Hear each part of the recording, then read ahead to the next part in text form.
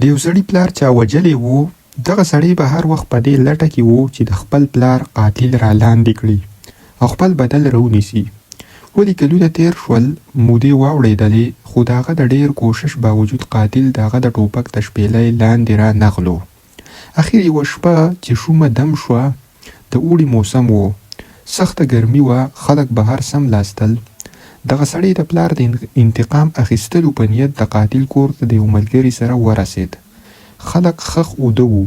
دغه سړی د ملګري په اوږو دیوال ته اوچت شو، بلی ته وختو او ملګری هم راپورته کړو. دواړه چې سا صورت شول، نو د کور اندازه یې واخیسته. کټونه پراته دي او بندیان پکې په خواږه خوب اوده دي. دوی چې غوږ کېښود، نو د یو کټ نه چغې راختلې چې مړ یې کړم، مړ یې کړم. همدغه د قاتل کټ و چې په خوب کې په لړزان و او چغې وهلې. سړي ته ملګري ویل چې همدغه ستا د پلار قاتل دی، ډستې وباسه.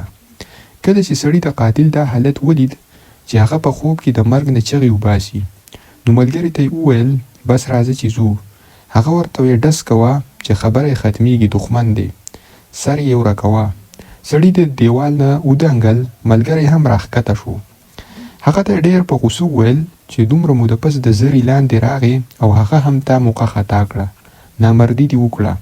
سړي ورته ویې که داسې مې وژلی و نو قیصه به ختمه شوې وه. پرېږده چې هره شپه همدغسې مري او په خوب کې د مرګ چغې وهي.